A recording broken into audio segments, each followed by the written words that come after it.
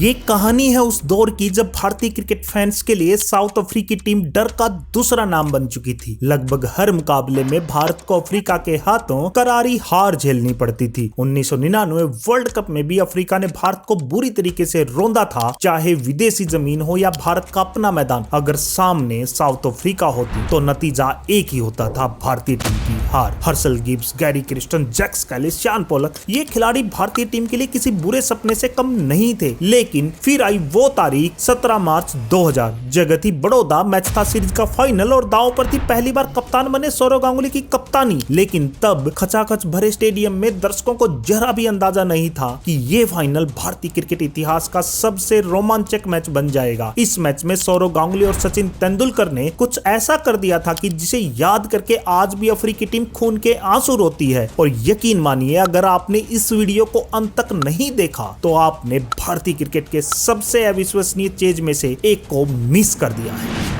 South Africa के कप्तान हेंसी क्रोनिये toss जीतकर बल्लेबाजी का फैसला लेते हैं और उनके लिए ओपनिंग करने उतरते हैं हर्सल गिब्स और गैरी क्रिस्टन, जो उस समय की दूसरी सबसे बेहतरीन ओपनिंग जोड़ी थी और शुरुआत से ही आक्रामक बल्लेबाजी करना शुरू कर देती थी। वहीं भारत की तरफ से नई गेंद थी लेजेंड जोआगल शेरनाथ के हाथों में, और ओवर की चौथी गेंद पर क्रिस्टन एक शानदार फ्लिक का चौका लगाते हैं और ओवर की अंतिम गेंद पर शानदार स्ट्रेट ड्राइव करते हुए फिर से गेंद को सीमा रेखा के बाहर भेज देते हैं। पहले ही ओवर में 10 रन बनाकर अफ्रीका ने बता दिया था कि सीरीज डिसाइडर में उनकी टीम आज अलग ही मूड से उतरी है। दोनों बल्लेबाज अब आक्रामक बल्लेबाजी कर रहे थे। दोनों ने मिलकर 8 ओवर में ही अफ्रीका का स्कोर 49 के स्कोर पर पहुंचा दिया था, और इसके बाद गिब्स शेरनाथ की गेंद पर आगे बढ़कर एक चौका लगाते हुए अफ्रीका का स्कोर 50 रन के पार पहुंचा देते हैं। और यही तो इस जोड़ी की खासियत भी थी। क्रिस्टन आमतौर पर टाइमिंग के साथ चौके लगाते थे और गिब्स वो ताकत और कदमों का प्रयोग करके गेंद को सीमा रेखा के बाहर भेजते थे। बहरहाल अफ्रीका को एक शानदार शुरुआत मिल गई थी जिसने भारत के लिए टेंशन बढ़ा दी थी, और गिब्स का बल्ला यही नहीं रुकता। वो अगली गेंद पर एक शानदार स्ट्रेट ड्राइव करते हुए गेंद को फिर से सीमा रेखा के बाहर भेज देते हैं। भारत के सबसे प्रमुख गेंदबाज की इस तरह से हो रही धुनाई भारत के लिए खतरे का संकेत थी। वहीं दूसरे छोर से गैरी क्रिस्टन भी अगर को एक शानदार स्ट्रेट ड्राइव करते हैं और गेंद फिर से सीमा रेखा के बाहर चली जाती है। वहीं ओवर की अंतिम गेंद पर गिब्स अपनी ताकत का कमाल दिखाते हुए गेंद को फिर से सीमा रेखा के बाहर भेज देते हैं। भारत के दोनों फास्ट बॉलरों की बुरी तरीके से धुनाई हो रही थी। अफ्रीका का स्कोर 99 रन पर पहुंच चुका था, जिसे देखकर कप्तान सौरव गांगुली गेंदबाजी में बदलाव करते हैं और left arm spinner Sunil Joshi को गेंद थमा देते हैं, और जोशी आते एक आम बॉल पर गिब्स को एलबीडब्ल्यू आउट करके भारत को पहली सफलता दिला देते हैं। भारत के लिए कितना महत्वपूर्ण विकेट था ये आप भारतीय टीम और स्टेडियम में मौजूद दर्शकों के जश्न से ही समझ जाइए। लेकिन अब क्रीज पर उतर रहा था एक ऐसा बल्लेबाज जो सिर्फ 24 साल की उम्र में दुनिया में बहुत बड़ा नाम बन चुका था। उसका नाम था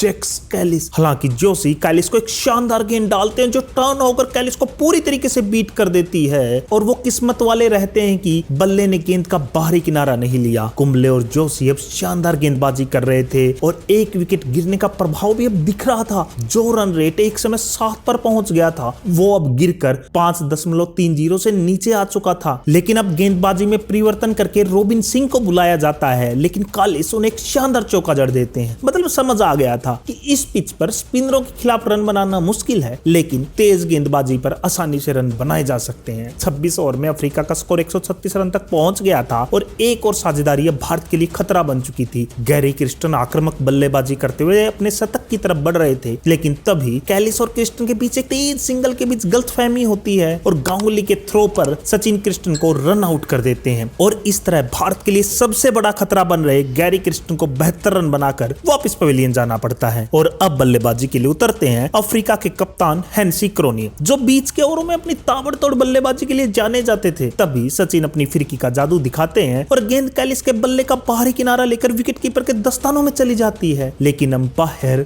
वो बेशर्मी दिखाते हुए क्लियर आउट को भी नॉट आउट दे देते हैं, जबकि गेंद पर बल्ले का मोटा बाहरी किनारा लगा था। स्निकोमीटर में भी साफ साफ दिख रहा था। पूरे पूरे स्टेडियम को पता था कि ये आउट है, लेकिन बस अंपायर को नहीं दिखा। जिसके बाद सचिन बेहद गुस्सा भी होते हैं और शायद अपने करियर में पहली बार उनके मुंह से गाली भी निकलती है। लेकिन ये वो दौर था जब डीआरएस नहीं होता था, इसलिए कैलिस को किस्मत के सहारे एक जीवन दान मिल जाता है। इसके बाद कैलिस सचिन को स्वीप मारने की कोशिश भी करते हैं, लेकिन गेंद स्पिन होकर कैलिस के मुंह पे लगती है। सचिन अपनी गेंदबाजी से कैलिस को साफ साफ बता रहे थे कि वो उनको एक पार्ट टाइम गेंदबाज समझने की भूल बिल्कुल भी ना करे। अब गेंदबाजी के लिए अजीत अगरकर को बुलाया जाता है, लेकिन क्रोनिये आगे बढ़कर एक शानदार शॉट लगाते हुए गेंद को सीमा रेखा के बाहर भेज देते हैं। क्रोनिये का ये रूप देखकर गांगुली के चेहरे पर भी टेंशन साफ साफ नजर आ रही थी। अफ्रीका का स्कोर अब 177 रन पर पहुंच चुका था। इसके बाद क्रोनिये आगे बढ़कर जोशी को एक और चौका लगाते हैं। जिस तरीके से क्रोनिये बल्लेबाजी कर रहे थे, भारत के लिए खतरा लग रहा था। तभी गांगुली सुनील जोशी को आम बॉल डालने के लिए कहते हैं और अगरकर को सीमा रेखा पर भेज देते हैं और क्रोनिये दादा के जाल में फंसकर स्वीप शॉट खेलते हैं और गेंद हवा में ठीक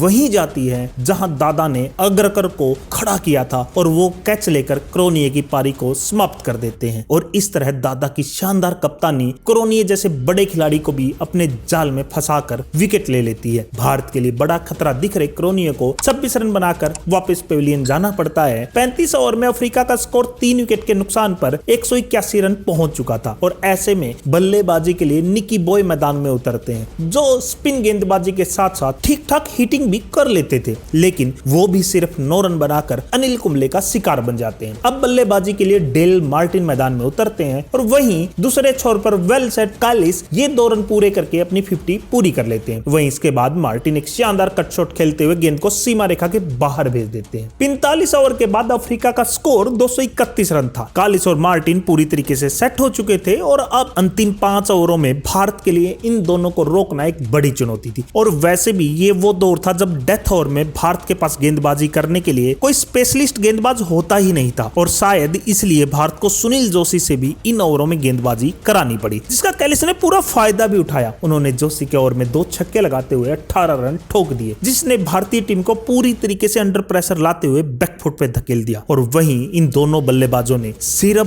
42 गेंदों पर 50 रन की साझेदारी भी पूरी कर ली थी। अगले ओवर में मार्टिन भी अगरकर को एक चौका लगा देते हैं। डेल मार्टिन भी अब बेहद खतरनाक दिख रहे थे, लेकिन अगले ओवर में सिरनाथ एक शानदार स्लोअर गेंद पर उसके डंडे उखाड़ के भारत को राहत की सांस देते हैं। लेकिन अब बल्लेबाजी के लिए उतरते हैं उस दौर में दुनिया के सबसे बेहतरीन ऑलराउंडर और सबसे बेहतरीन finisher lance Klusener. 1999 world cup में उन्होंने क्या तबाही मचाई थी, ये तो शायद आप सभी को याद ही होगा। और वो आते ही इसका नजारा सिरनाथ को एक शानदार चौका लगा के दिखाते हैं। वहीं कैलिस का बल्ला भी अब तबाही मचा रहा था। वो अगरकर के सिर के ऊपर से एक शानदार चौका लगाते हैं और इस तरह अपने निर्धारित 50 ओवरों के बाद अफ्रीका भारत के सामने 283 रनों का एक पहाड़ जैसा स्कोर खड़ा कर देता है। भारत को जीत के लिए अब 284 रन बनाने थे। आपको लग रहा होगा इतने रन तो यार आजकल आसानी से बन जाते हैं, लेकिन ये क्रिकेट का वो दौर था जब 250 रन बना के टीम अपनी जीत पक्की मान लेती थी। और अफ्रीका के पास तो शान पोलक, जैक कैलिस जैसे धुरंधर फास्ट बॉलर और निकी बॉय जैसे शानदार स्पिनर भी मौजूद थे। इसलिए सभी ने मान लिया था कि आज एक बार फिर भारत बुरी तरीके से हारेगा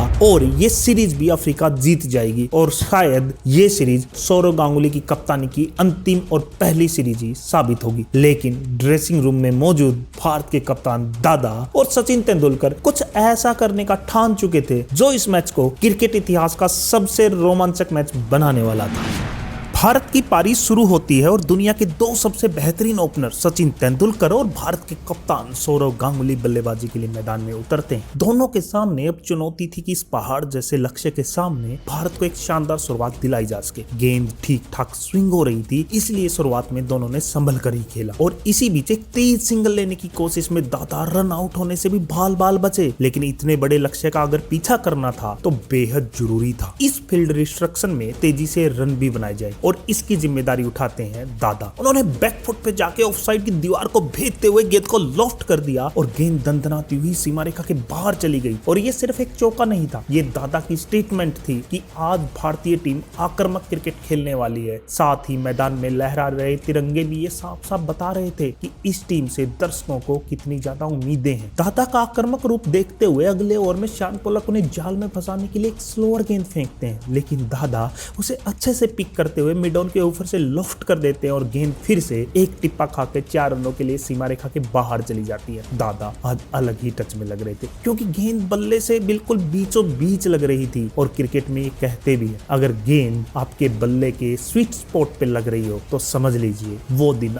आपका ही है। वहीं सचिन अभी तक आराम से खेल रहे थे, लेकिन भला भगवान का बल्ला भी कब तक शांत रहता। छठे ओवर में उन्होंने एक शानदार फ्लिक करते हुए अपना पहला चौका लगा दिया। दोनों के बीच अब 50 रन की साझेदारी हो चुकी थी। बीच बीच में आक्रामक शॉट और अच्छी गेंदों पर पूरी तरीके से उसके ऊपर अगर कॉपी बुक स्टाइल डिफेंस, ये रणनीति अफ्रीका के गेंदबाजों को कोई मौका ही नहीं दे रही थी। और शायद इसीलिए तो सचिन और दादा की जोड़ी को वनडे क्रिकेट की सबसे महान ओपनिंग जोड़ी भी माना जाता है। वहीं अगले ही ओवर में दादा एक बार फिर अपने लिए रूम बनाते हुए गेंद को ऑफसाइड के फील्डरों के ऊपर से लॉफ्ट करते हुए चौका लगाते हैं। दादा और उनके ऑफसाइड के शॉट्स उन्हें देखने का अलग ही मजा होता था। और जिन साथियों ने दादा को अपने प्राइम में बल्लेबाजी करते देखा है वो इस बात से पूरी तरीके से सहमत भी होंगे। दादा की इस आक्रामक बल्लेबाजी ने अफ्रीका को बैकफुट पे ला दिया था। साथ में यह भी तय कर दिया था कि सचिन को आज कुछ एक्स्ट्रा रिस्क लेके बल्लेबाजी ना करनी पड़े, क्योंकि दादा अपनी आक्रामक बल्लेबाजी से रन रेट को अच्छी तरीके से मैनेज किए हुए थे। और उनकी आक्रामक बल्लेबाजी को देखकर अफ्रीका ने शॉर्ट पिच बॉडी में अंदर आती हुई गेंदबाजी का प्लान करती है। एक गेंद दादा की बॉडी पे भी लगती है। उसके बाद अफ्रीकी टीम उन्हें स्लेजिंग भी करती है, लेकिन अगली ही गेंद पर वो एक शानदार चौका लगा के बता देते हैं कि ये शॉर्ट पिच गेंदबाजी की रणनीति को वो अपने जूते पे रखते हैं। 11 ओवर में ही भारत का स्कोर 72 रन पर पहुंच चुका था। दादा 41 और सचिन सिर्फ 25 रन बनाकर बल्लेबाजी कर रहे थे। उस दौर में सचिन जिस आक्रामक अंदाज में बल्लेबाजी करते थे, उसके बावजूद अगर आज दादा उनसे आगे थे स्कोर में, तो सोच लीजिए वो कैसी बल्लेबाजी उस दिन कर रहे होंगे, किस अंदाज में आक्रामक बल्लेबाजी कर रहे होंगे। अब कालिस को गेंदबाजी के लिए बुलाया जाता है, लेकिन दादा एक बार फिर पीछे हटते हैं और गेंद को पॉइंट के ऊपर से लॉफ्ट करते हैं और नतीजा एक बार फिर वही 4 रन। क्या शानदार बल्लेबाजी कर रहे थे गांगुली। वो अब सिर्फ 38 गेंदों पर 48 रन पर पहुंच चुके थे। अगली गेंद कालिस फुल लेंथ फेंकते हैं, लेकिन गांगुली फिर से रूम बनाते हुए कवर के ऊपर से लॉफ्ट करते हुए गेंद को फिर से सीमा रेखा के बाहर भेज देते हैं। और इसी के साथ महज 39 गेंदों पर उनका अर्धशतक भी पूरा हो जाता है। 50 पूरी होने के बाद दादा अपना आक्रामक अंदाज जारी रखते हैं। वह सचिन भी एक 2 रन से अपना स्कोर आगे बढ़ा ही रहे थे। दोनों के बीच शतकीय साझेदारी हो चुकी थी। दादा 68 और सचिन 33 रन पर पहुंच चुके थे, लेकिन दोनों को पता था अगर ये मैच जीतना है तो इतने से काम नहीं चलेगा, क्योंकि उस दौर में भारत का मिडिल ऑर्डर कैसे कोलैप्स होता था ये तो आप सभी को पता ही होगा। इसलिए दोनों बल्लेबाज आपस में काफी बातचीत भी कर रहे थे। और इसके बाद आता है भगवान के बल्ले से उनका ट्रेडमार्क स्ट्रेट ड्राइव और गेंद सीधा चली जाती है सीमा रेखा के बाहर 4 रनों के लिए। इस शॉट को आप रिप्ले में देखिए, लगेगा यार इतना स्वीट और एफर्टलेस स्ट्रेट ड्राइव कैसे ही कोई खेल सकता है। और शायद इसलिए तो उन्हें हम क्रिकेट का भगवान कहते हैं। अब गेंदबाजी में परिवर्तन होता है और बाएं हाथ के स्पिन गेंदबाज निकी बॉय गेंदबाजी के लिए आता है। वैसे हमने पहली पारी में देखा था कि स्पिन के लिए इस पिच में ठीक ठाक मदद है, लेकिन सामने थे हमारे कप्तान सौरव गांगुली। वो कदमों का प्रयोग करते हुए बॉलर के ऊपर से लॉफ्ट कर देते हैं और गेंद चली जाती है 4 रनों के लिए सीमा रेखा के बाहर। कहा जाता था उस दौर में दादा जैसी हिटिंग स्पिनरों के खिलाफ शायद ही कोई दूसरा करता होगा। इस पिच पर गेंद कितना टर्न हो रही थी वो आप सचिन के खिलाफ निकी बॉय की ये गेंद देखकर जरूर समझ जाएंगे। सचिन को पूरी तरीके से बीट कर दिया था इस गेंद ने। सचिन 48 रन पर पहुंच चुके थे और इसके बाद वो एक शानदार कट का चौका लगाते हुए अपनी 50 पूरी कर लेते हैं। भारत का स्कोर बिना किसी विकेट के 144 रन पर पहुंच चुका था और भारत को 163 गेंदों पर 139 रन की जरूरत थी। और इसके बाद इस सिंगल के साथ दोनों के बीच 150 रन की ओपनिंग साझेदारी भी पूरी हो जाती है। अब लग रहा था कि मैच पूरी तरीके से भारत के पक्ष में हो चुका है, लेकिन तभी क्रिकेट का ये बेरहम खेल अपना असली रंग दिखाता है। गांगुली एक बड़ा शॉट लगाने की कोशिश करते हैं, लेकिन गेंद टर्न होने की वजह से टाइमिंग नहीं हो पाती और गेंद हवा में काफी ऊंची चली जाती है और दादा कैच आउट हो जाते हैं। और इसी के साथ 153 के स्कोर पर भारत को पहला झटका लग जाता है। लेकिन आउट होने से पहले 84 गेंदों पर शानदार 87 रन बनाकर दादा ने मैच को पूरी तरीके से भारत के पक्ष में लाके खड़ा कर दिया था। अब सचिन का साथ देने के लिए राहुल द्रविड़ मैदान में उतरते हैं। दादा के आउट होने के बाद सचिन आक्रामक रूप धारण कर लेते हैं, क्योंकि अब वो सेट बल्लेबाज थे और तेजी से रन बनाना उनकी जिम्मेदारी थी। और अगले ओवर में शानदार कट करते हुए गेंद को सीमा रेखा के बाहर भेजते हैं। कट लगने के बाद गेंदबाज उन्हें एक छोटी गेंद फेंकता है, लेकिन सचिन उस पर एक शानदार पुल करते हुए गेंद को फिर से सीमा रेखा के बाहर भेजते हैं। अफ्रीका को समझ में तो आ ही गया था कि ऑफसाइड का भगवान आउट हो गया तो क्या हुआ। क्रिकेट का असली भगवान तो अभी भी क्रीज पर है और वो जब तक है भारत को कोई हराने की सोच भी नहीं सकता। सचिन की आक्रामक बल्लेबाजी ने भारत के लिए मोमेंटम को पूरी तरीके से बरकरार रखा था। 29 ओवर के बाद भारत का स्कोर 171 रन पर पहुंच चुका था। वहीं अगर तुलना करें तो ठीक इसी समय अफ्रीका का स्कोर सिर्फ 143 रन था, वो भी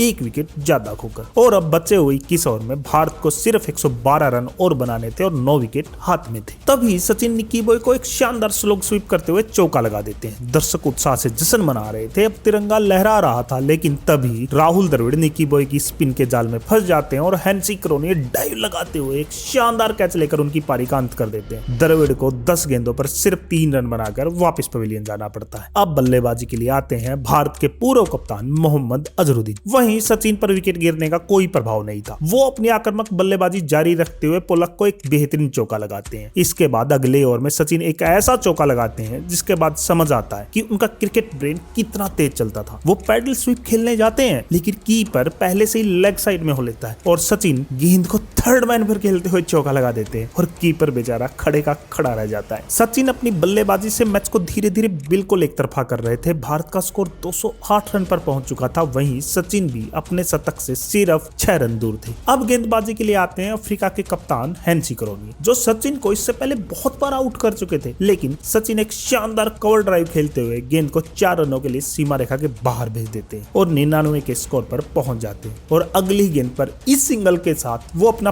25वां एक दिवसीय शतक भी पूरा कर लेते हैं। पूरा स्टेडियम खड़े होकर सचिन के शानदार शतक के लिए तालियां बजा रहा था। यहाँ तक कि काफी दर्शक तो भागकर मैदान में सचिन से मिलने पहुंच जाते हैं, जिन्हें बड़ी मुश्किल से पुलिस को आके बाहर निकालना पड़ता है। वहीं अजहर भी अब सेट हो चुके थे और सचिन का अच्छा साथ दे रहे थे। अंतिम 5 ओवर में भारत को जीत के लिए सिर्फ 27 रनों की जरूरत थी, सिर्फ 27 रनों की, और 8 विकेट अभी भी हाथ में। हर कोई भारत की जीत पक्की मान चुका था। लेकिन तभी जैक्स कालिस की एक फुल टॉस को सचिन सीधा मिड ऑन के हाथों में मार बैठे और इसी के साथ पूरे स्टेडियम में सन्नाटा सा छा जाता है। जरा सोचिए, सचिन जैसा बल्लेबाज एक फुल टॉस को जिसे स्टेडियम में कहीं भी खेल सकते थे, उसे सीधा फील्डर के हाथों में मार बैठे, वो भी सेंचुरी लगाने के बाद। और शायद इसीलिए ये खेल इतना बेरहम है कि यहाँ कभी भी कुछ भी हो सकता है। अब 29 गेंदों पर भारत को 27 रनों की जरूरत थी, 7 विकेट अभी भी हाथ में। आप सभी को जीत अभी भी पक्की लग रही होगी, लेकिन 90s किड को पता होगा कि सचिन के आउट होते ही उस दौर में भारत का क्या हाल होता था। इसलिए सभी की धड़कनें रुक चुकी थी। अब बल्लेबाजी के लिए अजय जडेजा आते हैं, जो उस दौर में भारत के लिए फिनिशर का काम करते थे। वहीं अजहर एक शानदार ड्राइव खेलते हुए 3 रन लेकर भारत को लक्ष्य के और करीब पहुंचा देते हैं। लेकिन इसके तुरंत बाद अजहर भी कैलिस की गेंद पर आउट हो जाते हैं। भारत को जीत के लिए 15 गेंदों पर 16 रन की जरूरत थी। अजय जडेजा और रॉबिन सिंह की जोड़ी मैदान में थी और तभी अफ्रीकी टीम कुछ ऐसा करती है जिससे वो सभी का दिल जीत लेती है। एक तेज रन लेने की कोशिश में रॉबिन सिंह की बॉलर से टक्कर हो जाती है और वो क्रीज से बाहर ही गिर जाते हैं। लेकिन अफ्रीकी टीम उन्हें आउट ही नहीं करती है। क्रिकेट में ऐसे दृश्य देख कर ही तो हम इसे जेंटलमैन गेम कहते हैं, जो शायद आजकल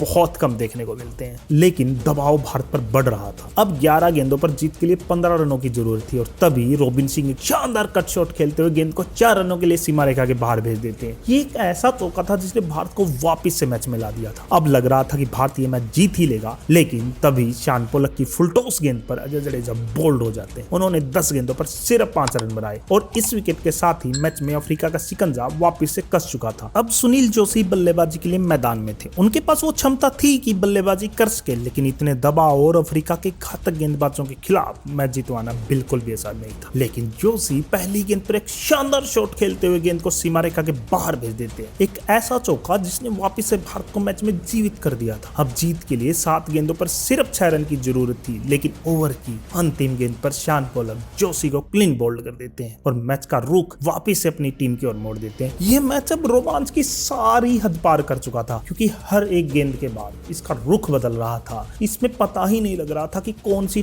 टीम जीतेगी। अब अंतिम 6 गेंदों पर भारत को जीत के लिए 6 रन की जरूरत होती है, लेकिन ऐसे में भारत के लिए एक अच्छी चीज थी कि रॉबिन सिंह स्ट्राइक पर थे और दूसरे छोर पर थे सबा करीम। पहली 3 गेंदों पर दोनों मिलकर 3 रन बना लेते हैं। अब अंतिम 3 गेंदों पर 3 रन की जरूरत थी। स्ट्राइक पर थे सबा करीम, कैलिस एक यॉर्कर फेंकते हैं जिस पर सबा बल्ला लगाते ही भागते हैं। किस्मत के सहारे एक रन पूरा हो जाता है, क्योंकि अगर मिड ऑफ से क्लोजनर का डायरेक्ट थ्रो लग जाता तो सबा करीम को वापिस पवेलियन जाना पड़ता और सबसे बड़ी बात वो एक रन भी नहीं मिलता। बहरहाल अब 2 गेंदों पर 2 रन की जरूरत थी और स्ट्राइक पर थे फिनिशर रोबिन सिंह, जो ऐसे बहुत सारे मैच भारत को जितवा चुके थे। वो गेंद को हवा में खेलते हैं, पहला रन पूरा करते हैं, फील्डर के हाथों में गेंद होते हुए भी दूसरा भाग लेते हैं और लंबी डाइव लगाते हुए दूसरा रन भी पूरा कर लेते हैं। और इस तरह सिर्फ एक गेंद शेष रहते भारत इस मैच को 4 विकेट से जीत लेता है और साथ ही ये सीरीज भी अपने नाम कर लेता है। रोबिन सिंह और सबा करीम गले मिलते हुए जीत का जश्न मना रहे थे, दर्शक भागते हुए स्टेडियम में आ गए थे